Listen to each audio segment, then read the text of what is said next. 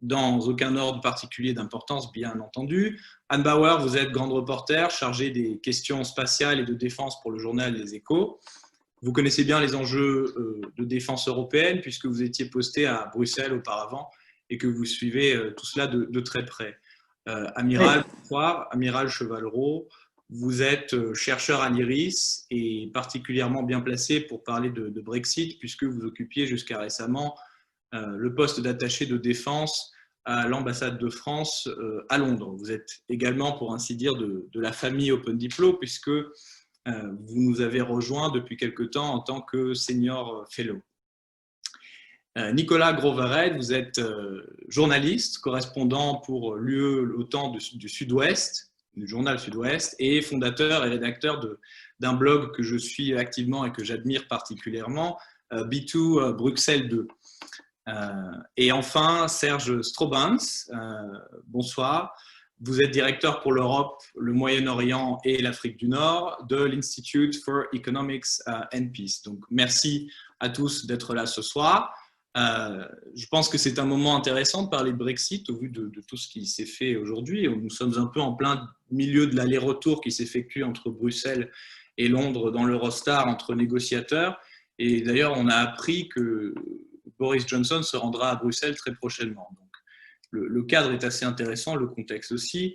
Quoi qu'il en soit, on peut considérer que la future relation entre le Royaume-Uni et l'UE demeure en suspens, du moins pour les prochains jours ou d'ici fin d'année. Et cela vaut également sur le plan de la défense, puisque, comme disent les Anglais, nothing is agreed until everything is agreed. Alors, sans trop tarder, qu'en est-il de cette Europe de la défense ? Quelles sont les avancées, puisqu'on constate des avancées depuis que nos amis britanniques ont décidé de nous quitter, en matière de défense assez conséquentes. L'Europe est-elle véritablement en train de se doter d'une ambition à la hauteur des enjeux qui lui font face ? Je vous propose de sauter directement dans le vif du sujet.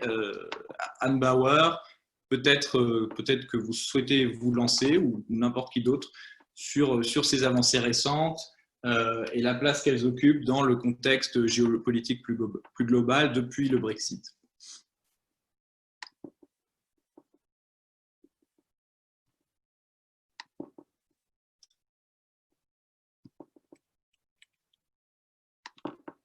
Ah, je n'entends. Ah, vous m'entendez là? Oui, là on vous entend.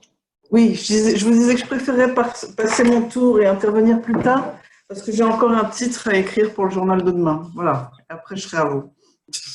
D'accord, il n'y a pas de problème. Donc, à nouveau, simplement, oui.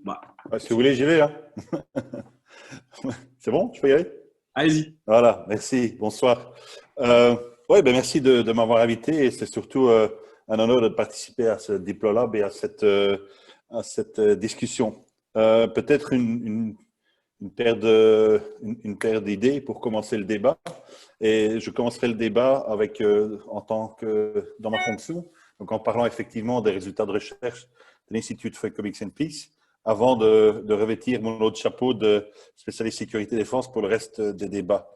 Peut-être quelque chose qui pourrait nous aider à commencer une discussion, c'est l'évolution de la militarisation ou de l'investissement dans l'outil militaire de par le monde. Donc, l'Institute for Economics and Peace a effectivement vu que sur la dernière décennie, les niveaux de paix ont baissé de plus ou moins 2,5%, et c'est surtout le conflit qui a généré cette diminution des niveaux de paix. Donc, on voit que les conflits au niveau global, mais aussi régionaux ou au moins dans les régions qui entourent l'Europe, se fragmentent, deviennent de plus en plus nombreux et surtout mettent en exergue des acteurs non étatiques. Donc ça, c'est une évolution qu'on a constatée sur la dernière décennie, mais déjà sur une période de temps beaucoup plus longue.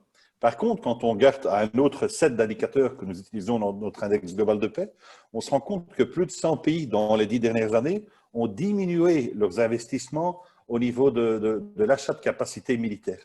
Et donc, quand on voit ce renouveau de la défense européenne ou cette volonté d'investir plus dans une défense européenne et certainement de rendre plus compétitive notre industrie de défense européenne, ça va à l'encontre d'une mouvance que l'on reconnaît au niveau global. Donc ça, c'est quand même une première chose dans laquelle je voulais parler et quand même mettre en relation avec les travaux de l'Institut for Economics and Peace que je représente. Maintenant, en tant que spécialiste sécurité et sécurité-défense, je pense quand même qu'il est important de se rendre compte que des motivations qui ont amené à ce renouveau de l'Europe de la défense. Donc, depuis la création de l'Union européenne ou de la communauté économique européenne, on a quand même pensé à avoir une intégration de la défense. Ce n'est pas un public français que je vais expliquer ça, certainement pas avec le référendum des années 50. Et puis, à partir de 2013 ou décembre 2013, on voit effectivement que cette idée réapparaît et revient à l'ordre du jour du Conseil européen sous la présidence d'Herman Van Rompuy. Ceci, effectivement, pour avoir une meilleure approche par rapport à l'industrie de défense européenne, à la rendre beaucoup plus compétitive, à la défragmenter et à effectivement avoir une intégration au niveau de l'Europe, au niveau de l'industrie européenne de défense. Et on voit certaines initiatives qui commencent à se prendre et qui commencent à se développer.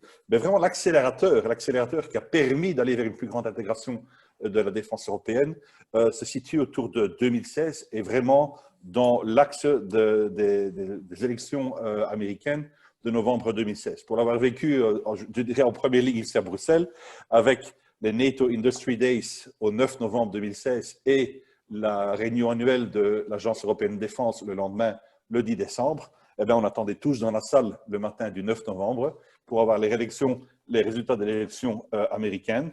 Et aussi bien Mme Mogherini que M. Stoltenberg attendaient patiemment avec nous, avec deux fardes en main, le cas Clinton et le cas Trump. Et effectivement, quand ils sont montés à la tribune et qu'ils ont pris 2 jours de suite la parole, c'était pour mettre l'accent sur cette autonomie européenne de la défense et pour le développement d'une Europe de défense. Et donc là, on peut se poser effectivement une des premières questions pour ce débat.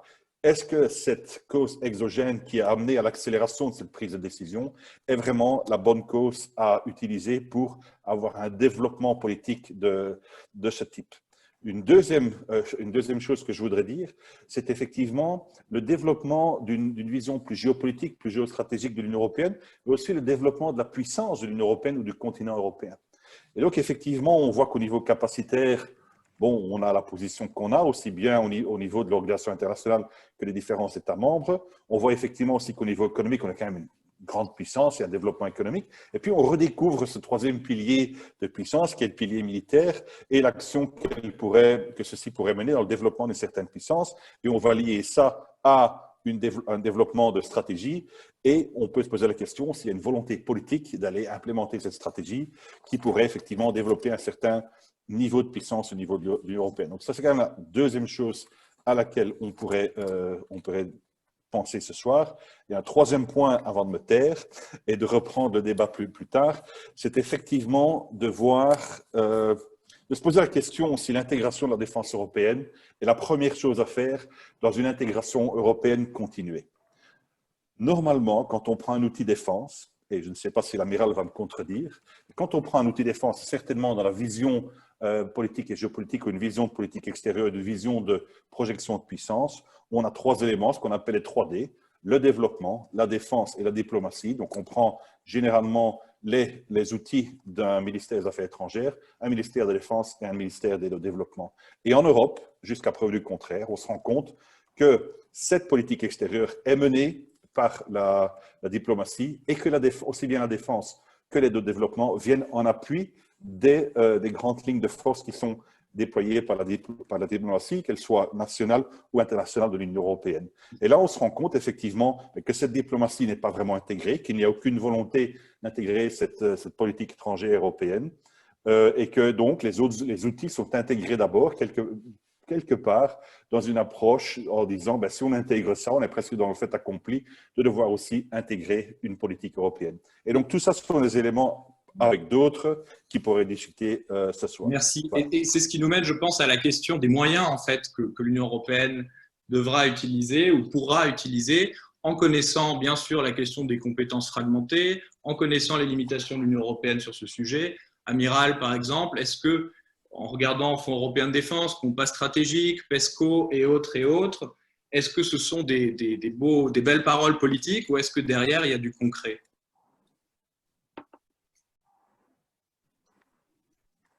Bon, alors, Merci d'abord de m'avoir invité. Je suis très, très heureux d'être là ce soir.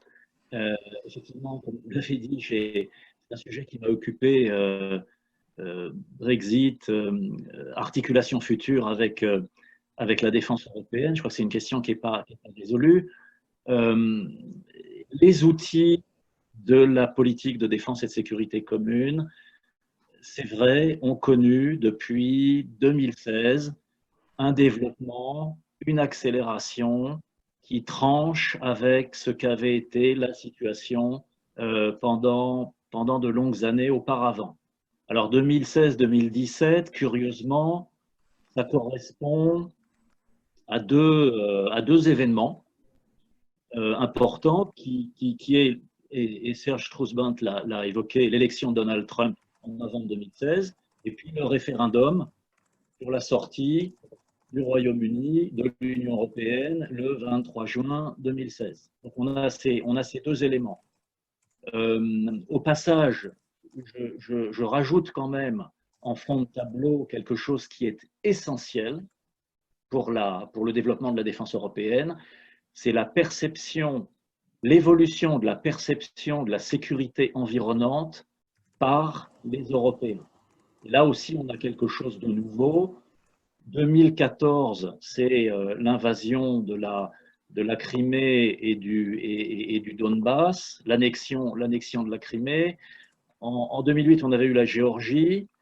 Depuis, il y a un certain nombre d'événements qui se sont passés au pourtour de l'Union européenne. La situation en Méditerranée orientale est tendue. Là, on vient d'avoir un conflit extrêmement dur qui a fait environ 2800 morts de chaque côté au Nagorno-Karabakh, une affaire de quelques semaines et qui s'est résolue par la force militaire. Donc, je crois qu'il y a une perception par les Européens qui évolue. Alors, moi, je mettrais en premier, pour explication des avancées de la défense européenne, qui reste quand même modeste, hein, qui reste modeste. Je mettrais en premier la perception de cette insécurité qui se développe et ensuite le sentiment que chez les Européens, le parapluie américain n'est pas quelque chose de pérenne. On a eu la mandature Trump. La question qui se pose aujourd'hui, qui est une question qui est un peu difficile de répondre, mais c'est dans quelle mesure cette mandature Trump est une parenthèse pour les Européens, ou est-ce qu'elle est le signe d'un phénomène un petit peu plus marqué sur l'évolution de la société américaine.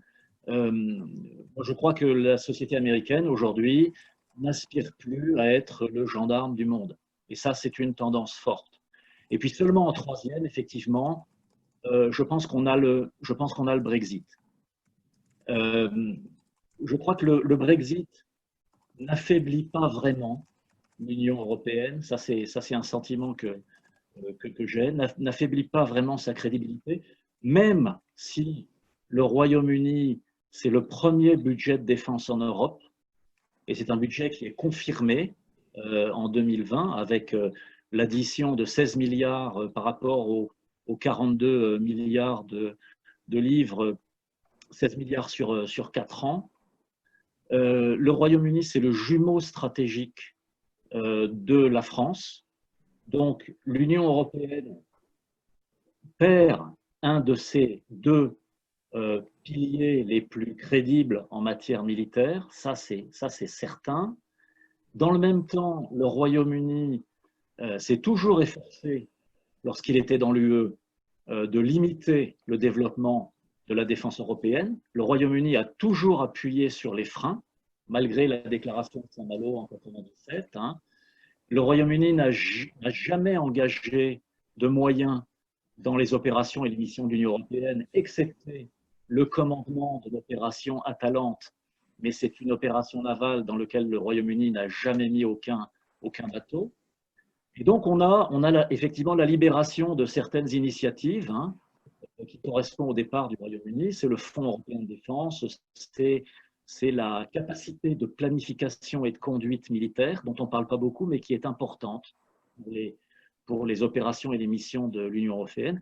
C'est le déplafonnement du budget de l'Agence européenne de défense, qui avait été bloqué pendant des années par les Britanniques. Voilà, donc on a des avancées qui sont significatives, mais qu'il ne faut pas surévaluer. Et il faut bien être conscient, mais on y reviendra peut-être pendant le débat. Absolument. Très important demeure. Absolument. Merci, Amiral. Et c'est vrai, vous avez mentionné les Britanniques et en tant qu'élément de blocage jusqu'à maintenant. Et pourtant, on constate aujourd'hui, prenons l'exemple du Fonds européen de défense, qu'il y a une poussée assez forte de lobbying britannique pour la participation à ces financements-là. Pareil sur l'espace, et où l'Union européenne dit très clairement non. Donc se pose aussi cette question de la participation des États tiers à ces programmes européens, et c'est ce qui va bien sûr nous mener à la relation spéciale ou pas d'ailleurs qu'il pourrait y avoir entre Royaume-Uni d'une part et Union européenne d'autre part. Nicolas Grovered ou Anne Bauer, peut-être que vous souhaitez rebondir sur un ou plusieurs éléments de discussion jusqu'à présent. Écoutez, moi je veux bien intervenir un petit peu. Officiellement, la Grande-Bretagne, en tout cas vis-à-vis de son partenaire français, n'arrête pas de lui répéter qu'elle veut continuer à collaborer et à travailler. Donc, elle envoie un message comme quoi elle veut rester un pilier de la défense européenne, qui reste quand même extrêmement ambigu, puisqu'elle parle beaucoup à la France. Je ne suis pas sûr qu'elle parle beaucoup à d'autres pays. Bon, certes, c'est les deux principales armées européennes, mais quand même, ça ne suffit pas, ça ne résume pas tout. Et quoi qu'il en soit, si je comprends bien, l'Europe, elle a quand même franchi un pas important. Alors vous dites qu'il n'y a pas de diplomatie, commune, il n'y a pas de politique commune, mais enfin bon, ça fait quand même longtemps que l'Europe avance sur des politiques industrielles plus ou moins communes, et elle commence à en lancer une pour l'armement. La politique industrielle, on verra, c'est encore timide, c'est le lancement de ce Fonds européen de défense. A priori, la Grande-Bretagne n'y est pas.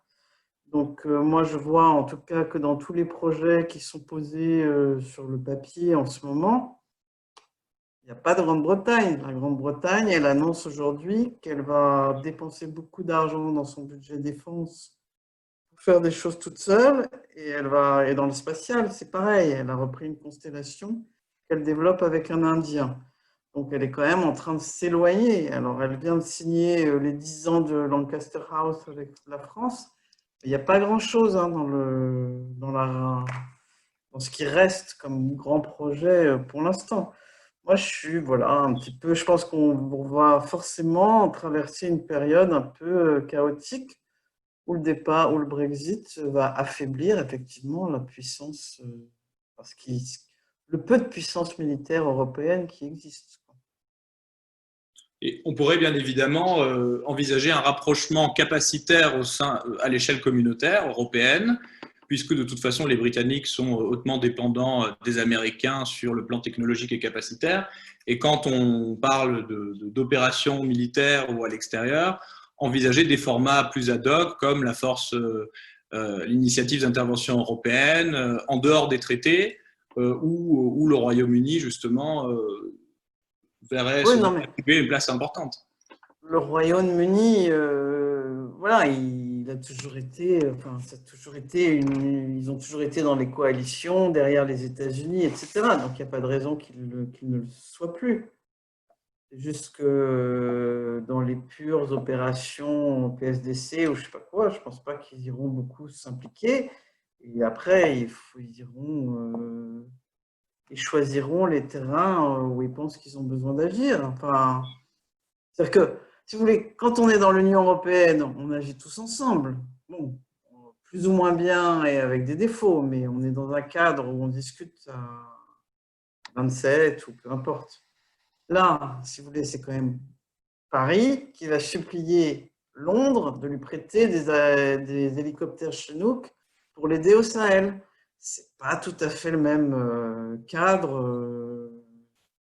Enfin, moi, je trouve pas ça aussi porteur et enthousiasmant que d'avoir un élan européen, que d'aller supplier notre partenaire pour qu'il nous prête du matériel et qu'il se barre pas au Sahel, quoi. On va dire ça comme ça. On parle beaucoup de la relation entre Paris et Londres, mais c'est vrai que On le parle pas troisième point, beaucoup de la relation entre Berlin et Londres en militaire. Bon, voilà. Et donc Berlin, donc, c'est aussi un point à aborder. Quel est le rôle de l'Allemagne dans tout ça? Une nation peut-être moins capable, avec une histoire, une culture stratégique qui est d'ailleurs très différente. Où est-ce que l'Allemagne va trouver sa place dans tout ça? Nicolas Groverheide, peut-être on ne vous a pas encore entendu. Oui, excusez-moi tout d'abord d'être arrivé un peu plus tard, mais la journée est un peu compliquée avec la préparation du sommet européen aujourd'hui. Pas de souci. Et un peu tout ce qui se trame, et notamment 2-3 petites choses avec la Turquie, par exemple. Aujourd'hui, la question, ce n'est pas tellement le Brexit, enfin pour nous, c'est la Turquie, avec un éventuel embargo sur les armes ou pas, ce qui serait quand même extraordinaire pour un allié de l'OTAN. Enfin, bon, ça, c'est mis à part. Sur l'Allemagne, moi, j'ai entendu les intervenants précédents, pour ce que j'ai entendu. Le budget britannique, il ne faut pas oublier qu'il a failli être derrière le budget allemand. Hein. Sans les 4 milliards de livres par an rajoutés par Boris Johnson, le budget britannique était le deuxième en Europe, derrière le budget allemand. Il faut bien voir qu'il y a un rattrapage lent, progressif, à la façon allemande. C'est-à-dire qu'on s'y met lentement, mais quand on s'y met, on rajoute tous les ans 1 ou 2 ou 3 milliards de plus au budget. Donc cette année, je pense qu'il y a 1,7 milliard. Mais en fait, c'est une petite eau parce qu'on n'a pas pu rajouter le budget extraordinaire à cause de la pandémie. Je vous laisse imaginer quand il n'y aura pas de pandémie. Donc, la France est derrière pour l'instant, loin derrière. Maintenant, elle s'est fait devancer. Alors après, je ne parle pas d'efficacité, je parle bien de budget. Mais ça veut dire que les Allemands sont en train, et chaque année, ils mettent dans le pot, bien sûr, des moyens nouveaux en termes d'équipement. Voilà. Donc, la première armée européenne, du moins en termes budgétaires, demain sera l'armée allemande. Voilà. Après, ce n'est pas effectivement ce qu'elle met. Je serais un peu. Je ne suis pas sûr que le Brexit va changer grand-chose. L'avantage des Britanniques, c'est que c'est un ennemi commode. Donc, ça permettait de se bâtir contre quelqu'un qui était en gros l'emmerdeur dans la défense européenne. Et on disait toujours que c'est à cause des Britanniques, ce n'était pas faux. Les Britanniques, d'ailleurs, l'adoraient, ce rôle-là d'emmerdeur. Mais du coup, comme il n'y a plus d'emmerdeurs en interne, ben, les Européens se retrouvent un peu ennuyés et ennuyeux. Et en fait, le problème aujourd'hui de l'Europe, c'est qu'ils n'ont plus aucun tropisme pour l'intervention. L'exemple que disait Anne sur les Chinooks est quand même quelque chose de concret, c'est-à-dire pour mener une opération en Afrique, on n'a toujours pas d'hélicoptère lourd pour pouvoir mener une opération. Donc il y a 10 ans, on demandait gentiment aux Russes, on se mettait à genoux devant les Russes, même allongé devant les Russes pour avoir 4 hélicoptères au Tchad. Je ne suis pas sûr que si on mène une autre opération ailleurs, on ne soit pas capable de le faire. Le fait que, par exemple, en Syrie, l'Europe n'ait rien fait en termes diplomatiques, là, ce n'est pas une question de Brexit ou pas de Brexit, mais il y a un vrai tropisme européen à ne plus vouloir être partie prenante de la résolution des conflits, je ne dis pas dans le monde, hein, je ne vais pas jusqu'à la mer de Chine, mais même dans son pourtour. L'exemple du Karabakh, c'est quand même quelque chose de fabuleux. On a un groupe de Minsk, la Russie tire son épingle du jeu, mène le truc tout seul, fait la paix, déploie des forces immédiatement. Les Européens ont leurs yeux pour pleurer et disent hein, juste, on n'a pas été associés au truc. Ben, oui, le problème, c'est que sans force et sans volonté de les déployer, on sera mis à l'écart de la résolution des conflits. Ça, c'est mon opinion. On est bien sûr sur un mode décisionnel qui relève de l'unanimité sur ces questions-là. Au sein de l'Union européenne, on discute aussi à Bruxelles de passer à la majorité qualifiée, puisque les traités actuels le permettraient. Est-ce que c'est quelque chose de souhaitable ? Est-ce que c'est quelque chose qui résoudra notamment les points que vous venez de souligner, Nicolas ? Comment s'abriquerait cette éventuelle réforme en matière de gouvernance avec les autres initiatives, combat stratégique qui débute maintenant avec la fin de la présidence allemande jusqu'à la présidence française et qui pourrait par la suite se décliner de manière opérationnelle, de manière capacitaire. Est-ce que ces avancées, au final, valent quelque chose? Est-ce qu'elles vont permettre à l'Europe d'avancer sur ces questions-là? Ben, le seul intérêt aurait été justement si les Britanniques étaient dedans, qu'ils avaient mis un veto. À partir du moment où ils sont sortis, il n'y a plus aucun intérêt à ce qu'il y ait une décision à la majorité qualifiée.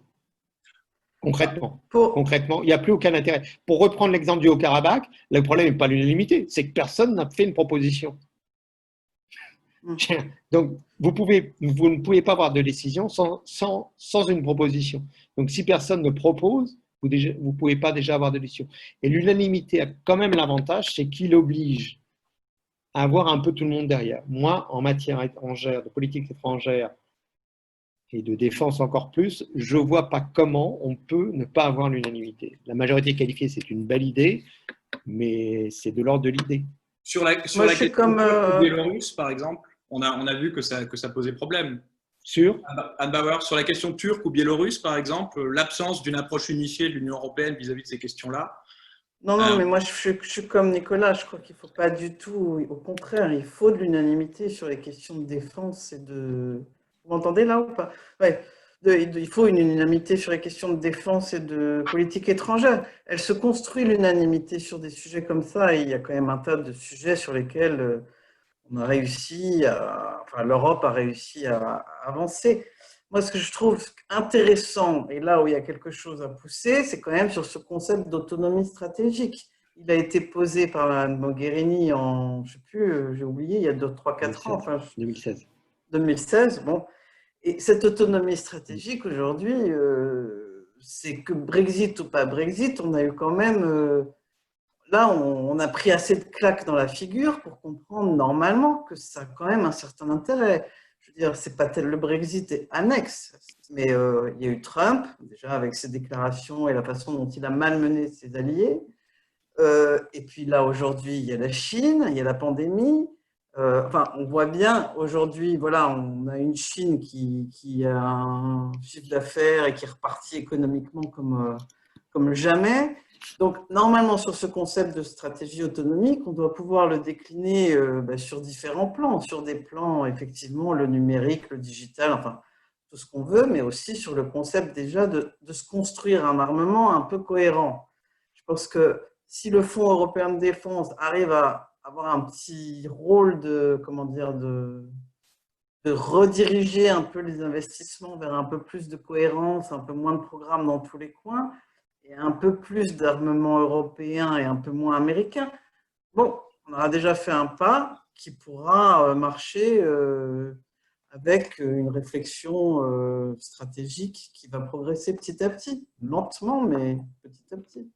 Précisons quand même pour l'audience qu'on s'est aventuré un peu au-delà du débat actuel, puisqu'on a parlé aussi d'affaires étrangères et de sécurité, et qu'effectivement, il faut séparer dans le contexte de l'Union européenne défense strictement militaire d'une part, et affaires étrangères, sanctions et tout ce qui relève du civil, où là, effectivement, par exemple, sur la question de l'unanimité, on peut envisager une réforme dans le cadre des traités existants. Sur les questions militaires, clairement, les traités ne l'envisagent pas en tant que tel. Il faudrait revoir les traités. Amiral ou M. Stroban? Juste si je peux préciser, de toute façon, on peut tout faire en matière militaire, même en politique étrangère, sans l'unanimité, c'est-à-dire qu'on le fait en marge. On a toutes les possibilités pour le faire. Donc, en fait, c'est pour ça qu'on n'a pas besoin de l'unanimité. Si on décide au niveau européen, c'est pour décider tous ensemble et agir tous ensemble. Donc, il faut l'unanimité. Si on veut faire autrement, on n'a pas besoin d'unanimité parce qu'on le fait à 2, à 3, à 4, à 5, en marge, pas en marge. La défense est le domaine le plus souple possible. Les projets PESCO, par exemple, c'est l'idée même où qu'on peut se passer de l'unanimité pour pouvoir agir à quelques-uns, mais dans un cadre européen. Alors, ça paraît très loin, ça paraît ne pas fonctionner tout à fait, mais le but est qu'en fait, vous avez un traité à l'intérieur du traité qui permet toute la souplesse nécessaire en faisant ce que vous voulez. Et en plus, les ministres de la Défense, ils font ce qu'ils veulent, ils mettent leur règlement comme ils veulent. Les partis à tel projet, au projet numéro 1, font ce qu'ils veulent. Le projet numéro 2 fait ce qu'il veut. Le projet numéro 3 peut faire le contraire de ce qu'a fait… en termes de décision, je parle. Donc, le projet numéro 3 peut associer les Britanniques, par exemple, demain, s'il a envie. Le projet numéro 2 peut le refuser. Voilà. Donc, on a toute la souplesse possible. Donc, ce n'est pas la peine d'inventer une espèce d'usine à gaz. Pour revenir juste sur votre point Biélorussie, je ne vois pas où est le problème de l'unanimité. Il y a eu des décisions. Ça a mis 2 mois. Je ne pense pas, honnêtement, que de toute façon, Loukachenko fait ce qu'il veut. Vous pouvez mettre 200 sanctions, il continuera de faire ce qu'il veut, tant qu'il a le soutien de Moscou. Vous pouvez en mettre 300, vous pouvez mettre tout le gouvernement russe, tout le gouvernement biélorusse, tout le gouvernement biélorusse, toute la structure, enfin, il fera ce qu'il veut. En Syrie, ça a été pris à l'unanimité, il y a toutes les sanctions les plus dures possibles. Ça n'a pas empêché durant 10 ans le gouvernement de Bachar de faire ce qu'il veut. Donc, il faut arrêter ce faux débat sur l'unanimité ou pas.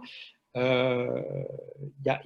n'y a pas de problématique. Moi, je me rappelle, si vous voulez, pour le Brexit, juste pour dire, Atalanta, l'opération anti-piraterie, il y avait effectivement un blocage à l'époque. Il y en avait 2 même. Il y en avait un qui était britannique, qui était connu, et un autre qui était moins connu, qui était italien. Aujourd'hui, l'Italie commande cette opération, et quand vous parlez avec les Britanniques, ils vous disent c'est la même opération, voilà ce que devrait faire l'Union européenne, parce que c'est l'opération qui a réussi, grâce à nous qui avons commandé l'opération. Voilà, ça se termine comme ça, mais globalement, donc ça montre qu'en fin de compte, effectivement à l'époque, pendant 1 an, ça a traîné, mais au résultat, du moins, c'est un succès revendiqué par tous les États membres. Donc finalement, il fallait l'unanimité. Vous auriez eu les Britanniques dehors, on aurait décidé, alors on aurait une opération un peu bancale.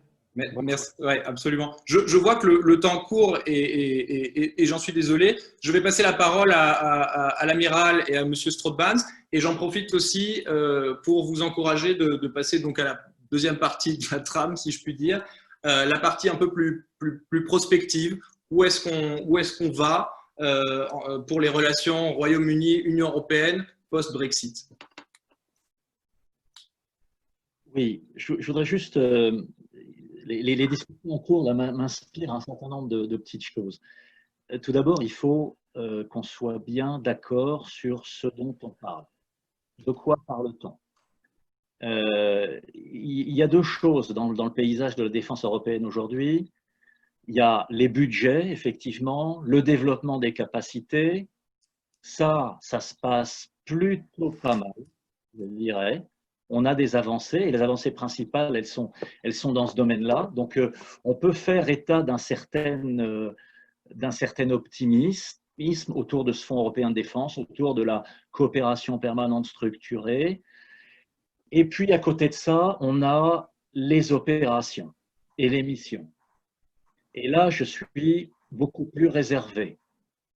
Les opérations et les missions, c'est 2 choses. C'est avoir la capacité de les mener, et c'est aussi avoir la volonté de les mener. Et là, on a quand même un petit problème. On a quand même un petit problème, et on est obligé de constater qu'aujourd'hui, toutes les missions militaires et toutes les opérations militaires de l'Union européenne, ce sont des missions et des opérations qui se situent dans le bas du spectre des opérations en termes d'intensité. Vraiment dans le bas du spectre. C'est-à-dire que ce n'est pas des opérations compliquées, il faut un peu d'interopérabilité, mais ça, l'OTAN, en tout cas pour les opérations navales, nous donne cette interopérabilité, et on l'utilise dans l'Union européenne, donc pas de problème. Et ce sont quand même des opérations à niveau de risque extrêmement faible. Voilà. Donc aujourd'hui, c'est ça la réalité de l'Union européenne. Après, je mentionnais tout à l'heure les menaces et les risques qui sont à la périphérie de l'Europe et qui se développent, mais ces menaces et ces risques, elles ne vont pas attendre que l'Europe de la défense se construise. Et c'est bien pour ça que, notamment en 2016-2017, la France a proposé cette initiative européenne d'intervention, qui est un format extrêmement flexible, extrêmement souple, et dont je rappelle que parmi la dizaine de pays qui s'y trouvent, ce sont les Britanniques qui ont été parmi les plus enthousiastes, puisque j'étais à Londres à ce moment-là. Donc, je peux vous dire que quand on leur a proposé, les Britanniques ont sauté sur l'occasion. Voilà. Donc, on a ce problème de masse, à savoir avec qui partons en opération. On a ce problème d'intensité des opérations, Et il faut bien reconnaître qu'aujourd'hui, l'Union européenne, et même demain matin, et même après-demain matin, sera aux abonnés absents, parce que je ne nous vois pas à 27 partir sur des opérations dures. Quand il s'agit de partir sur des opérations dures, on a l'exemple de l'opération Hamilton en avril 2018, quand il s'est agi de frapper les installations chimiques du régime de Bachar el-Assad. Il y avait 3 pays, hein. Il y avait 3 pays qui avaient la capacité et la volonté, et parmi ces 3 pays, il y avait 2 Européens, dont un qui sort de l'Union européenne. C'était les États-Unis, la France et le Royaume-Uni. Voilà. Je voulais replacer un petit peu ces réalités dans le paysage. Je crois qu'on peut se satisfaire des avancées que l'on mentionnait tout à l'heure de l'Union européenne, mais en même temps, il faut qu'on soit lucide. Est-ce qu'on peut absolument, est-ce qu'on peut parler alors d'une Europe comme acteur plutôt sécuritaire que de défense sur des intensités d'opération bien moindres, sur des opérations de maintien de la paix? Est-ce qu'on peut parler d'une division de travail entre l'OTAN et l'Union européenne? Vous connaissez le fameux débat. Monsieur Stroban, je vous laisse la parole dans un souci d'équilibre. On ne vous entend pas. Oui, merci beaucoup. Je pense que la question qu'il faut se poser, c'est est-ce que l'Union européenne est un acteur de ce débat? Et est-ce que l'Union européenne a la capacité de développer une puissance minimale pour pouvoir être considérée comme un acteur? On parlait de l'obtention d'unanimité pour prendre des décisions. Quand vous faites face à des acteurs très réalistes des relations internationales qui décident dans le quart d'heure et qui, le jour après, sont avec des troupes déployées dans une région, vous n'avez pas le temps d'avoir un débat menant à une unanimité. Et c'est effectivement là où il faut se poser la question, quelle sera l'Europe de demain? Quelle sera l'Europe géopolitique de demain? C'est ce que Ursula von der Leyen a dit lors de son institution, où elle a dit, voilà, je veux évoluer vers une commission géopolitique. C'est ça la question qu'il faut se poser. Est-ce qu'on va être capable de développer une puissance, de se développer comme un acteur puissant? Puissant veut dire pouvant influencer les relations internationales, pouvant influencer les crises et pouvant influencer les conflits. C'est ça la question qu'il faut se poser. Et je pense que pour moi, ce n'est pas en développant un outil qu'on va y arriver, c'est en développant une politique. Et l'amiral a tout à fait raison de dire que la perception a évolué par rapport aux menaces. Mais est-ce que les moyens de prendre en compte ces menaces ont évolué? Et là, la réponse est non. Quand vous prenez de manière presque mathématique une équation ou une définition de la puissance, effectivement, vous avez l'accumulation de tous vos piliers de puissance, qu'ils soient économiques, militaires, capacitaires. Mais en fait, c'est un produit, c'est le produit de ces capacités-là, fois la présence d'un plan stratégique, d'une volonté, mais surtout d'une volonté politique d'appliquer ce plan stratégique. Et cette deuxième partie de cette multiplication pour l'Union européenne ou pour l'Europe, c'est zéro. Il y a peut-être un plan qui s'appelle cette stratégie globale de l'Union européenne, mais la volonté politique de l'appliquer en tant qu'Union européenne, pour moi, n'existe pas. Et donc, c'est zéro. Vous avez un niveau de puissance zéro pour l'Union européenne. Et donc, la question qu'il faut se poser, est-ce que l'Union européenne est vraiment un acteur géopolitique qui a une puissance et qui peut influencer? Pour moi, la question là, c'est vraiment non. Et puis, il y a une différence aussi entre la politique qui est mise en place et les capacités qui sont développées. Vous nous incitez à regarder vers le futur. Là, il faut parler du compas stratégique. Mais quelles sont les 3 grandes ouvertures du compas stratégique? C'est effectivement de faire une analyse capacitaire, de faire une analyse des menaces. Ça, on aurait peut-être dû le faire il y a une paire d'années en retour, avant de développer les outils, avant de développer une vision. C'est savoir à quoi on fait face, quelles sont les missions qu'on se donne. On s'est donné 6 grandes missions.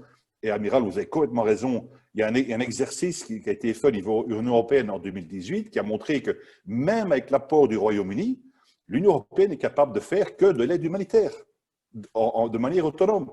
Les 5 autres missions qui sont des missions d'une autre intensité, l'Union européenne est incapable de les faire. Donc on a une politique qui est mise en place, on a des objectifs qui ont été fixés, mais il n'y a aucun moyen capacitaire d'atteindre les objectifs qu'on s'est fixés. Et donc je pense que ça, c'est la question qu'il faut se poser. Et cette volonté, et on peut citer Joseph Borrell aussi, en 2019, lorsqu'il a été investi aussi, qui disait il faut réapprendre le langage de la puissance. C'est ça qu'il faut se poser. Et là, le seul moyen d'y arriver, effectivement, Belge, petit pays, on a une autre vision sur cette intégration et développement européen, c'est d'avoir une politique intégrée et une politique qui a une certaine, disons, force de frappe, pour utiliser un terme français militaire, une force de frappe pour devenir, pour créer un acteur géopolitique à qui comment je vais dire, légitime. Et c'est cette légitimité de cette puissance, pour le moment, que je mets quand même en doute. Et je m'excuse, il m'incombe en tant que modérateur d'annoncer donc la deuxième partie de ce débat, et j'invite donc les participants et les membres Open Diplo d'interagir via le chat en bas. On récupérera vos questions et on tâchera de les faire remonter aux intervenants. Entre-temps, je pense que ce qui ressort du débat, c'est vraiment une question d'articulation au final entre États membres, Union européenne en tant qu'entité, une distinction entre capacité militaire, diplomatie et autres, et toute cette fragmentation qui découle inévitablement des traités tels qu'ils le sont. Et je pense qu'on parle souvent de l'Union européenne comme acteur insuffisant face aux enjeux d'aujourd'hui. On lui reproche de faire trop peu, trop tard, mais est-ce que quelque part sur ces questions-là, ce ne sont pas les États membres, donc les États membres de l'Union européenne, qui sont derrière le volant? Et est-ce que ce n'est pas à eux qu'incombe donc la responsabilité de faire avancer les choses? À qui veut? Je pose ça là, comme provocation. Si vous voulez, je peux continuer et puis laisser la parole aux autres, comme ça ma vision là-dessus, je pense que j'étais juste en train d'écrire certaines choses où on parlait effectivement de cette presque dichotomie qui s'est installée entre l'Union européenne, qu'on appellerait plus soft power, donc vous voyez, ces moyens de diplomatie, ces moyens de médiation, et ces moyens qui effectivement permettent d'avoir ces actions plutôt humanitaires, et puis le hard power, on y revoit vers l'OTAN, et les capacités qui sont nécessaires pour avoir ce type d'opération. Maintenant, je pense que le débat qu'il faut mener, c'est sur le débat de cette émancipation européenne de sécurité et de défense. Et la procédure à appliquer pour arriver à avoir effectivement à terme une émancipation totale, si elle est souhaitée. Je pense qu'il faut penser à plusieurs modus operandi pour arriver là. Pour moi, l'émancipation totale est tout à fait... ça ne rentre même pas, c'est même pas une question, mais c'est surtout comment est-ce qu'on arrive à avoir une plus grande émancipation. Là, je pense qu'il faut voir deux choses complètement différentes. C'est effectivement le développement permanent de plus de capacités, de rationalisation de l'industrie européenne de défense, et effectivement aussi une rationalisation de cette politique européenne, politique étrangère européenne, et remettre une partie de la souveraineté nationale au niveau de l'Union européenne. Mais ce qu'il faut surtout, c'est voir, identifier ces manques capacitaires qui existent et quel type d'alliés ou quel type de contact diplomatique pourrait nous aider à remplir ces manques diplomatiques. Et donc, je crois que l'effort à fournir au niveau européen, au niveau de l'Union européenne, c'est d'avoir avec cette troisième partie, qu'elle soit le Royaume-Uni, les États-Unis ou d'autres alliés, des rapports diplomatiques qui sont de telle manière qu'ils donnent l'assurance de l'accès à certaines capacités ou l'assurance d'une protection sécuritaire et des accords de défense. Et donc ça, c'est une évolution à mettre en place pour les années à venir, mais ça prendra un certain temps, et quand on voit les relations actuelles, il faut quand même faire plus d'efforts aussi pour arriver là. Et puis, peut-être pavé dans la mare, c'est quand même des ambitions nationales de certains membres de l'Union européenne. Vous avez dit que c'est une responsabilité des membres. On voit que certains membres de l'Union européenne ont quand même encore toujours cette ambition nationale d'être un acteur global des relations internationales. Et ceci est clairement une limitation au développement de cette ambition au niveau de l'Union européenne, ou cette ambition européenne. Absolument. Amiral, vous aviez souhaité rebondir. Oui. Je voulais bien.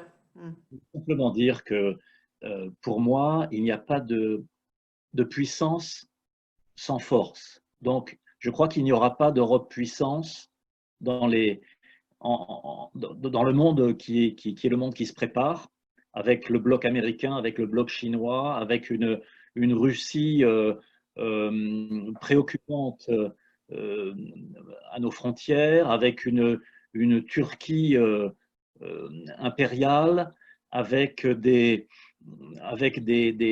menace terroriste diffuse qui concerne beaucoup de pays européens. Je crois qu'il n'y aura pas d'Europe puissance sans force. Et c'est pour ça, je ne voudrais pas donner l'impression d'être trop négatif dans ce qu'a été mon propos précédemment. je pense que l'Europe a les capacités d'y arriver. Alors, est-ce que ce sera sous la contrainte? Est-ce que ce sera sous la contrainte des événements? C'est tout à fait possible. Bon, voilà, je suis modérément optimiste. En tout cas, ça sera lent. Et je mentionnais il y a quelques instants l'initiative européenne d'intervention, parce que je pense que c'est peut-être la bonne manière d'y arriver petit à petit, en montrant qu'un groupe de pays européens est capable petit à petit de s'engager sur des opérations bien spécifiques. J'en citerai deux. L'opération navale qui a lieu actuellement dans le détroit d'Ormuz. Hein, on a un petit nombre de pays européens qui sont là et qui protègent les intérêts européens. La France, le Danemark, les Pays-Bas, peut-être même la Grèce de mémoire, je ne sais plus. Et puis on a un autre exemple dans le Sahel qui est la Task Force Takuba. Ce sont des forces spéciales avec des pays européens qui nous rejoignent, qui rejoignent la France. On trouve des gens aussi exotiques dans le Sahel que les Estoniens, par exemple. Il devrait y avoir les Belges bientôt. Il y a peut-être même des Grecs qui vont arriver. Voilà, là, donc on a des petits noyaux qui se construisent, de problématiques de défense, et c'est peut-être le chemin d'y arriver pour montrer au plus grand nombre que les choses sont possibles. Avant de vous céder la parole, Anne Bauer, j'en profite pour faire remonter la question de Nicolas Dupuis. Avec les États-Unis qui souhaitent s'en défaire et l'UE incapable de tenir son ambition géopolitique par elle-même, pourquoi l'UE ne prend-elle pas graduellement le leadership de l'OTAN?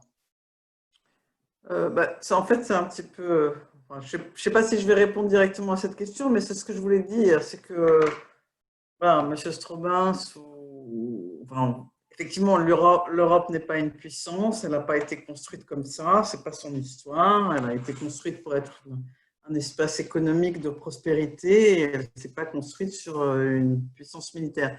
Et quand on voit l'OTAN, les choses ne vont pas très bien non plus, hein, si je puis dire. Donc, quand Emmanuel Macron a parlé de la mort cérébrale de l'OTAN, la situation était quand même critique, elle l'est toujours, c'est-à-dire qu'à l'OTAN, il y a un des principaux alliés qui fait ce qu'il veut et personne n'ose lui taper sur les doigts et chacun à l'intérieur, chacun se demande, se dit que s'il devait refaire l'alliance, il ne serait pas dedans. Donc, vous voyez ce que je veux dire, ça ne va pas beaucoup mieux. Donc, moi, je crois qu'effectivement, la vérité, c'est que parler de puissance, avoir des grands mots, politique étrangère, tout ça, non. Il faut au plus vite et très vite, effectivement, développer tous ces noyaux dont vous parlez, l'initiative, développer cette stratégie militaire commune, mettre en place une industrie militaire un peu plus musclée, moins fragmentée et plus logique, si on peut dire, si c'est possible. Et de toute façon, l'Europe, elle avance que quand elle est au milieu, devant le précipice. Donc, le prochain événement qui sera peut-être une nouvelle invasion de Chypre ou je ne sais pas quoi, nous obligera à bouger. Mais tant qu'on ne sera pas obligé de bouger, on ne bougera pas. Et que l'Angleterre soit avec nous ou pas, ça ne changera rien à cette problématique-là. Voilà. On constate effectivement que l'Union européenne, la défense européenne, si on peut l'appeler ainsi, s'est forgée au travers des crises et c'est bien connu. Mais la défense, elle ne s'est pas forgée du tout. Ce que je veux dire, c'est que l'euro, le soutien des pays en faillite, tout ça, ça s'est forgé dans des crises. Grâce au ciel, pour l'instant, aucun État membre de l'Union européenne n'a été attaqué directement sur son territoire depuis un certain nombre d'années. Donc, on ne peut pas nous en vouloir non plus d'avoir une défense un peu molle. Si demain, vu effectivement ce jeu de puissance un peu nouveau et agressif qu'on voit partout, débouche sur une vraie agression d'un de nos membres, là, on aura le test grandeur nature. Et donc là, on verra si on est capable de bouger ou pas. Monsieur Strobans, j'ai vu votre doigt levé, mais vous avez un avantage par rapport à Monsieur Groverheit parce qu'en fait, je ne vois pas sa vidéo sur mon écran, donc je ne vois pas si lui il lève le doigt, donc je veux quand même lui lui laisser la possibilité de réagir s'il le souhaite. Sinon, on passe directement à M. Stroban dans un souci d'équilibre. Oui, tout à fait. Je vais juste pour, il faut être conscient de tout ce qu'on a parlé auparavant. Par exemple, il faut être très conscient. Une opération de frappe, comme on a dit, sur, par exemple, la Syrie menée par 3 pays, de toute façon, ce n'est pas le mandat de l'Union européenne. Il faut être très clair. Donc, de toute façon, ça ne peut pas être fait parce que le problème de l'Union européenne, comme Anne l'a rappelé, comme les interlocuteurs l'ont rappelé, ce n'est pas un espace militaire, ce n'est pas une puissance militaire. C'est un espace, je dirais, politique ou économique qui a un instrument qui peut être un instrument de semi-puissance. Donc, de toute façon, ça ne fait pas partie, je dirais, du texte prévu. Ça, c'est la différence entre l'Union européenne et l'OTAN. Ça ne fait pas partie du texte. Donc, de toute façon, ça n'aurait pas pu être mené. On aurait pu le mener, mais bon. Et de toute façon, ce type d'opération, ce n'est pas mené dans l'OTAN. Il se mène toujours en solitaire. C'est comme les extractions d'otages. On ne commence pas à demander l'unanimité pour faire une extraction d'otages. Comme le sauvetage, je dirais, quand il y a eu des coups d'État en Afrique, c'est la France ou le Royaume-Uni qui interviennent. Donc, c'est là où on aura peut-être besoin à un moment donné du Royaume-Uni, mais ça se fera de toute façon en dehors. Et sur l'OTAN, je pense que depuis 2016, elle est totalement à la ramasse. Honnêtement, elle ne fait pas plus, elle fait même moins en termes d'opérations que l'Union européenne. Elle fait des missions gentillettes de formation dans des endroits à risque. Point. Voilà. Pas plus. Dans des endroits cool, comme l'Estonie. Voilà. Voilà. Et l'OTAN est revenu sur son rôle de défense territoriale. Oui. Et ce que veulent faire les pays membres de l'OTAN, c'est la défense territoriale. Et effectivement, avec le problème turc, pour l'instant, on est mal barré. Donc, actuellement, l'opération de contrôle des embargos de la Libye est faite par l'Union européenne, pas par l'OTAN. L'OTAN a peut-être pu le faire, mais elle a juste un petit problème, c'est qu'elle a un ou deux membres qui auraient déjà mis leur veto avant même d'avoir commencé. Donc, je pense que commencer à opposer l'UE qui serait avec des missions douces et l'OTAN qui serait avec des missions dures, pour l'instant, c'était dans le passé il y a 10 ans. Et quand vous regardez l'évolution des opérations, vous regardez que quand l'UE avait des opérations un peu plus musclées, l'OTAN les avait, l'Afghanistan, et le Tchad pour l'Union européenne, quand l'OTAN baisse c'est les États membres, donc les États membres baissent leur ambition. Il ne faut pas oublier que les opérations décidées à l'unanimité, dans un cas comme dans l'autre, c'est des opérations proposées par les nationales. Et alors, par un pays. Ouais. À partir du moment où un pays ne propose pas, il n'y a pas d'opération. Donc, c'est un pays qui ressent le besoin parce qu'il est sur une intervention. Le jour où les Français ressentent le besoin d'européaniser Barkhane, Barkhane sera européenne. Comme les Français ne le veulent pas, Barkhane ne passe pas sous la coupe de l'Union européenne et on est à des forces associées. Mais je dirais peu importe, parce qu'au final, que ce soit Takuba sur mandat européen ou Takuba, force française avec des Européens, on est sur une question de commandement. Mais ce n'est toujours pas l'OTAN, Takuba. Ouais. Donc, je pense qu'on ne peut pas opposer l'OTAN et l'UE sur ce plan-là parce qu'on n'a pas de réalité. La vraie question, effectivement, ce que vont faire les Américains. Ouais. Et M. Stroban, je pense que cette question se prête tout à fait à vous. Est-ce que l'avenir ne va pas… Enfin, je dis ça de manière un peu provocatrice, mais est-ce qu'on ne constate pas quand même que la dimension sécuritaire devient de plus en plus complexe, de plus en plus intermêlée avec la dimension purement militaire et qu'on ne peut pas tout simplement séparer le militaire du civil et que souvent c'est bien plus complexe et que donc, est-ce que ça ne parlerait pas en faveur de l'Union européenne en tant qu'acteur qui serait rassemblé sous ses auspices, en fait, tous ces différents instruments qu'elle a à disposition pour être un acteur de taille, en fait, un acteur géopolitique? Tout à fait. Je reviendrai sur votre question plus tard. Quelques points qui ont été dits auparavant. Bon, il faut quand même se rendre compte que l'Union européenne est devenue une entité politique avec cette ambition-là depuis au moins 28 ans. On connaît quand même, à presque 3 décennies, à décider de l'avenir politique et de l'émancipation politique de l'Union européenne. Donc, si on veut devenir un acteur géopolitique, si on veut être un acteur de la relation internationale, il faut s'en donner les moyens.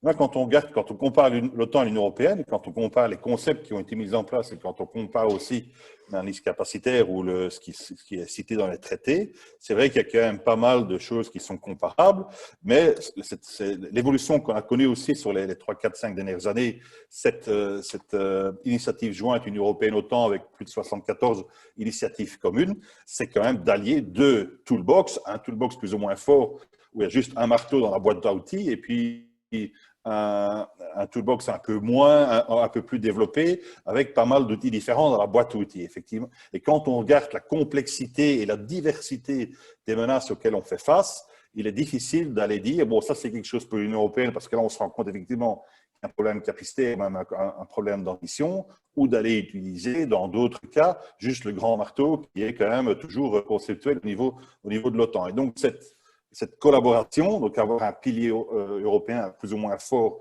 dans l'OTAN, pourrait nous amener à avoir un toolbox complet avec un marteau et beaucoup d'autres outils par rapport à une réalité sécuritaire qui est très diversifiée et qui, et ça je reviens sur votre question, qui rend quand même cette frontière entre les menaces ou la sécurité interne et la sécurité externe très floue. Et donc on se rend compte que quelque chose qui est purement conventionnel, purement militaire, là aussi bien longtemps que l'Union européenne, dans leur analyse 360 degrés sécuritaire, se rend compte que cette menace conventionnelle, c'est quoi? C'est 5 à 10% des menaces potentielles.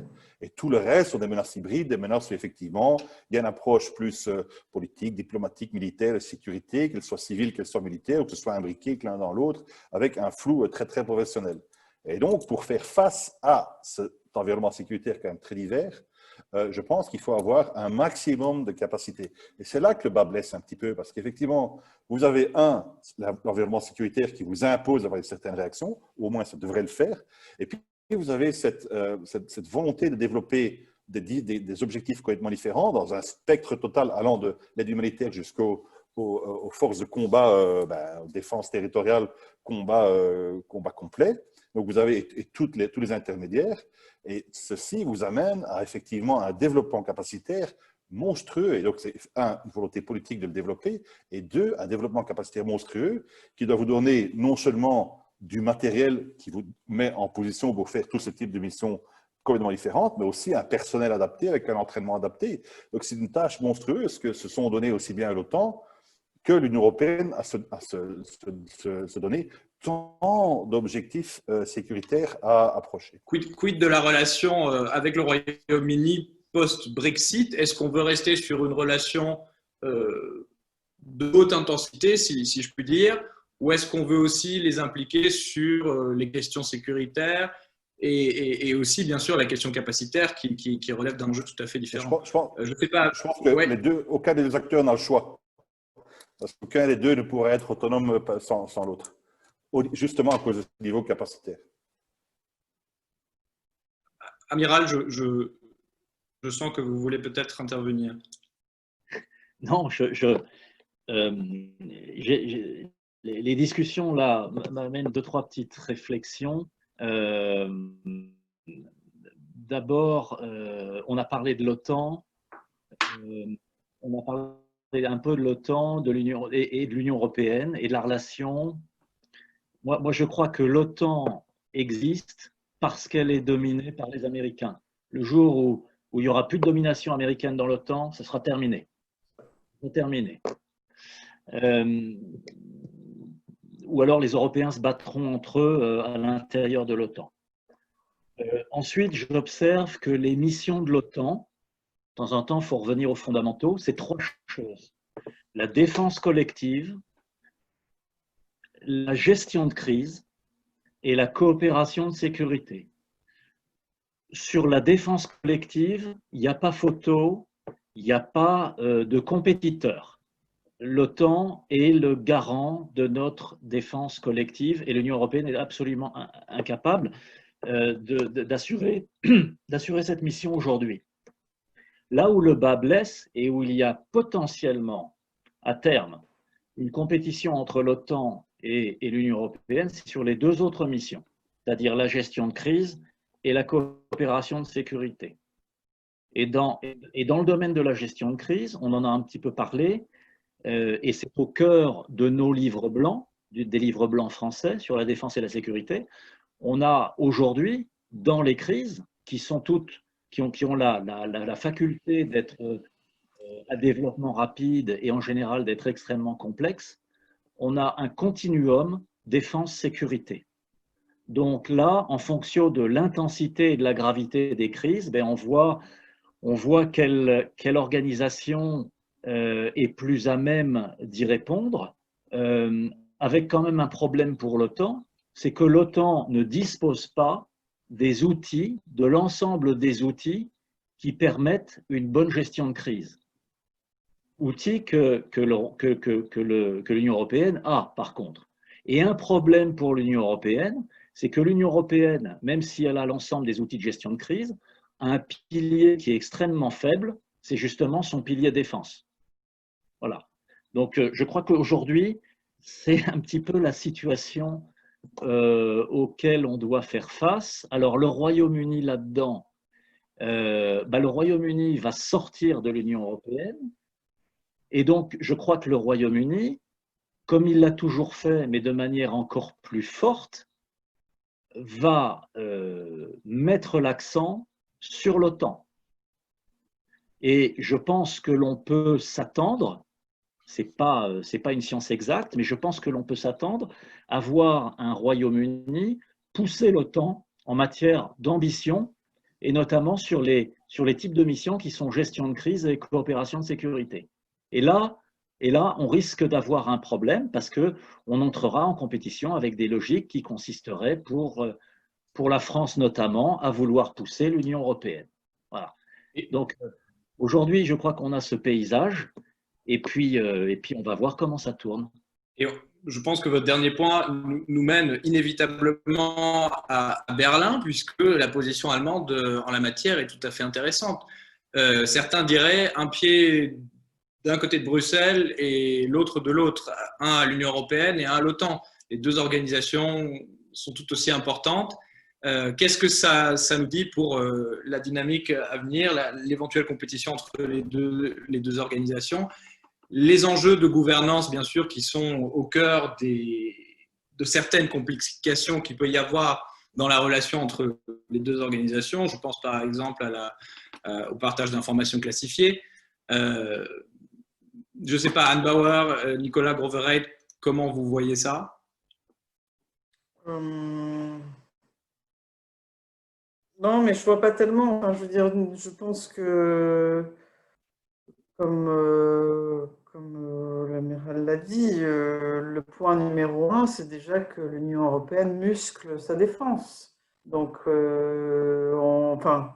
après, on peut faire toutes les théories qu'on veut, mais si on n'a pas de char, pas d'avion, pas d'hommes, on ne peut pas faire grand-chose. Hein. Donc, aujourd'hui, la France en a un. Le Royaume-Uni en a, mais il ne les mettra peut-être pas tout à fait au service des mêmes causes. Enfin, encore que quand même, on est dans l'ensemble sur des causes assez communes. Et l'Allemagne va en avoir de plus en plus, mais l'Allemagne a du mal à imaginer la défense. Donc, après, en termes de géographie, c'est quand même assez clair qu'il y a enfin, je sais pas, je pense que pour toutes les jeunes générations, il va bien falloir que l'Europe s'occupe de sa géographie proche de façon plus forte. Donc, moi, je crois que c'est très compliqué de prévoir l'avenir, effectivement, parce qu'il y aura deux forces contradictoires. Une force américaine qui veut que l'OTAN soit à son service, en fait, hein, soyons clairs, et ne rêve que d'une chose, on l'a vu avec C'était très amusant, puisqu'il y a eu le rapport Védrine sur... Enfin, c'est pas le rapport Védrine, nous on l'appelle comme ça, parce que Védrine est la figure française qui a participé à ce rapport. Disons que, forcé par l'espèce de clash qu'a créé Emmanuel Macron, il y a eu un rapport de 10 experts sur comment l'OTAN devrait un peu évoluer. Alors ça marche sur des œufs, c'est avec des mots extrêmement diplomatiques. Une des recommandations, c'est que les acteurs de l'OTAN aient un code de bonne conduite entre eux. Parce que quelque part, quand on lit ça, on se dit que finalement l'Union européenne est très avancée parce qu'elle n'en est pas là. Elle est à un niveau plus loin où elle commence à construire des coopérations industrielles entre elles. Mais on a très bien vu comme il y a à boire et à manger, il y a de tout dans ce rapport. Quand c'est l'expert américain qui a parlé de ce rapport, il a dit que c'était formidable parce qu'on allait mettre la Chine au cœur de la problématique et que donc l'OTAN allait s'occuper maintenant de la Chine. Ce qui n'est quand même pas tellement dans l'intérêt des Européens, très franchement. quand c'est par contre le Français qui défend ce rapport, il explique que ce rapport n'est pas mauvais parce qu'il laisse l'Union européenne construire petit à petit sa défense. Donc c'est vrai que pour l'instant, on est une espèce de tournant un peu... on est dans une espèce de, comment dire, d'eau boueuse, où l'OTAN est dans des eaux boueuses, où l'Union européenne est faible, mais a quand même créé quelques outils qu'il lui faut mettre en œuvre et voir un petit peu comment ça marche. Et où cette faiblesse, où il y a 3 pays qui ont quand même des gros budgets défense, toujours. Royaume-Uni qui mène sa vie, qui va faire à gauche, à droite, comme ça lui semblera. Et puis, on va retomber sur ce fameux couple franco-allemand. On va voir s'il arrive à construire quelque chose ou pas et à avancer et à diriger le bateau lentement dans une direction pour que l'Union européenne ait, comment dire, déjà un peu de muscle, un peu de force militaire avec, on espère, les Pays-Bas, la Belgique, enfin avec tout le monde, quoi. On espère que c'est avec tout le monde, hein, mais et qu'après, forte de cette puissance militaire un peu, elle puisse se construire aussi une autonomie stratégique un peu plus forte. Absolument. Nicolas Groverette, je vais vous donner le mot de la fin et je vais, pour rebondir sur tout ça, et je vais en profiter pour vous faire remonter la dernière question des participants, si jamais, qui est d'ailleurs en lien avec la Chine et que je trouve tout à fait intéressante. Les nouvelles routes de la soie auront-elles une influence sur la défense européenne? Si oui, laquelle? Par exemple, si la Chine envisage l'implantation d'une base militaire sur le sol européen dans la même perspective que Djibouti, que faire? Quid de la contribution à une éventuelle défense européenne et du pouvoir de décision qui s'ensuit? On pourrait y passer des heures, bien sûr, mais on approche 20 heures. Nicolas Groverette, je pense que ce sera le mot de la fin pour vous. Juste sur la Chine, je ne suis pas automatiquement un spécialiste, mais je pense qu'elle a déjà une base, non? Ça s'appelle les ports du Pirée. Ce n'est pas une base militaire, c'est la Chine. Donc la Chine, ce qui lui intéresse, c'est d'avoir des bases économiques et des bases, je dirais, d'influence politique. Et je ne suis pas sûr qu'elles soient intéressées pour avoir des bases militaires en Europe. Donc je dirais que pour l'instant, la question ne se pose pas. Le jour où elle se posera, effectivement, on verra. Mais là, je pense qu'il y aura une réaction américaine qui sera un peu plus forte. Elle a ouvert une base militaire à Djibouti. Voilà. Oui, à Djibouti. À Djibouti, il y a tout le monde, quoi. Mais il n'y avait pas la Chine. Maintenant, il y a la Chine à côté des Américains, et des Français, et des Allemands. En profitant, mais je pense qu'en Europe, elle a des bases qui sont des bases économiques et c'est pour l'instant la menace chinoise en Europe, c'est les bases économiques. Et sur le reste, je pense qu'effectivement, si les Européens avaient voulu prendre le pouvoir de l'OTAN, c'est comme une entreprise, hein, ils ne sont pas actionnaires principaux, l'actionnaire principal c'est les États-Unis, qu'ils fassent une OPA. Mais pour l'instant, je ne vois pas tellement les Européens, à part des velléités politiques, avoir envie de prendre le pouvoir à l'OTAN. En fait, ils sont très, très contents que les Américains dirigent, qu'ils épaulent. Alors, ça permet de râler contre l'actionnaire principal, mais en sous-main, la plupart des pays européens, à commencer par l'Allemagne, mais l'Italie, l'Espagne, le Royaume-Uni, sont très contents d'une OTAN qui, en fait, où il y a un leader qui impose sa marche. Et puis c'est bien. C'est la grosse différence entre l'OTAN, effectivement, et l'Union européenne, c'est que dans l'Union européenne, il n'y a pas d'actionnaire majoritaire, donc il faut se mettre d'accord. Dans l'OTAN, il y en a un. Quand il ne décide pas, c'est le bazar, comme aujourd'hui. Quand il décide, on se met en rang, tout le monde derrière, et on va en Afghanistan ou en Irak. C'est ça la grosse différence. Je ne suis pas sûr que la politique la vraie question, c'est de savoir est-ce que la politique de Biden changera par rapport à la politique de Trump sur le fond. Hein. Sur la forme, ça changera officiellement. Juste une petite note quand même pour terminer d'optimisme, parce que effectivement sur les opérations, ça ne changera pas tant qu'il n'y aura pas de volonté. Pour moi, c'est ça. C'est la volonté politique et la volonté des pays européens d'amener les opérations au niveau européen, de les faire partager par tous, ce qui fait qu'au final, il y a une opération européenne ou pas. Et l'intensité, ou le faible intensité, reflète que la plupart des pays n'ont pas envie. Voilà, qu'ils soient d'ailleurs dans l'OTAN ou dans l'UE. Le vrai changement quand même qui est révolutionnaire, qui est stratégique au sens terminologique du terme, c'est-à-dire qui va se produire, dont les effets vont se produire sur plusieurs années, pas uniquement aujourd'hui, donc on verra les effets, c'est ce Fonds européen de défense, et c'est ce que peut le mieux faire l'Europe, c'est amener les pays ensemble, alors qu'ils sont fractionnés chacun de leur côté, à essayer de pas penser en commun, mais développer en commun, on va dire, des produits. Alors, tout ça ne fait pas une politique de défense, mais ça y participe. Donc, si déjà ça peut se produire, c'est déjà pas mal. Alors, on en verra les résultats dans 10 ans. Si déjà dans 10 ans, les projets PESCO, mettons que sur les 46, il n'y en a plus que 26 prioritaires, mais mettons que sur les 26, il y en ait 6 ou 7 qui soient réalisés, ça sera déjà pas mal. Il faut pas rêver. C'est quand même assez anachronique que la mobilité militaire aujourd'hui soit un projet de l'Union européenne. Alors, théoriquement, j'aurais pu penser qu'avec l'OTAN, c'était déjà fait, qu'on pouvait avoir des chars américains qui franchissent toutes les frontières européennes. Le fait que ce n'est pas fait, ça montre qu'il y a eu un problème pendant des dizaines d'années. Donc, le fait que l'Europe se mobilise sur cet aspect-là avec un budget européen ne devrait pas être totalement négligé, même si ce n'est pas formidable, même si demain, on ne va pas s'interposer entre les Syriens, à supposer qu'on ait voulu le faire. Donc, il faut raison garder aussi sur la fragilité européenne ou la force européenne. Il faut qu'elle agisse là où elle peut agir. Et si je peux juste terminer sur la question du Brexit, là où il y a un point où le Royaume-Uni va nous manquer concrètement en termes de politique extérieure et de sécurité et de défense, c'est sur les sanctions. Concrètement, c'est les Britanniques qui amenaient la plupart des politiques de sanctions sur l'Europe et amenaient la plupart des projets de sanctions et mobilisaient les autres pays parce qu'ils avaient la force de le faire.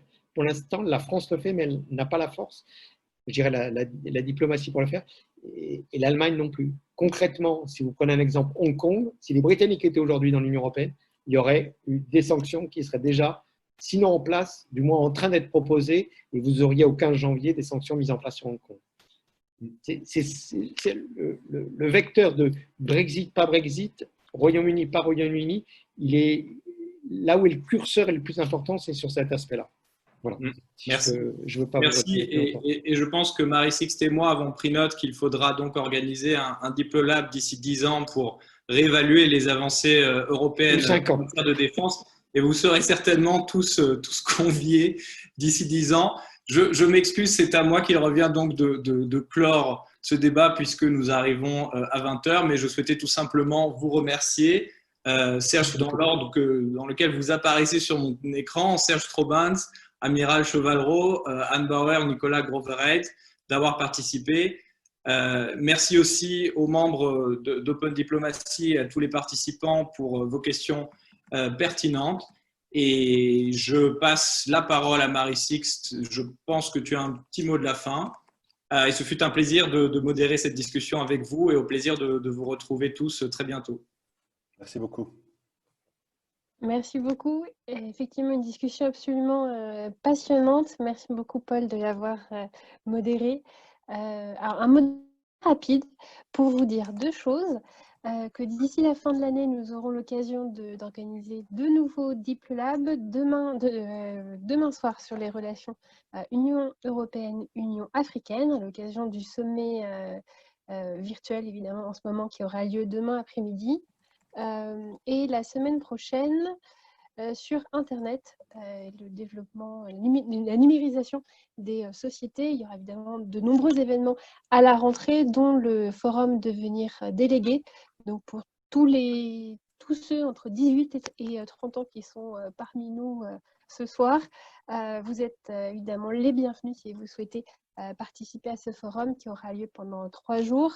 C'est une simulation de négociation du G20, ce qui est intéressante en soi, je pense, comme exercice de négociation, et qui permet également de recruter les délégués français au Youth 20, au Youth 7, les groupes d'engagement de la jeunesse au G20 et au G7 que nous recrutons chaque année, que nous formons et accompagnons en partenariat avec le ministère de l'Europe et des Affaires étrangères.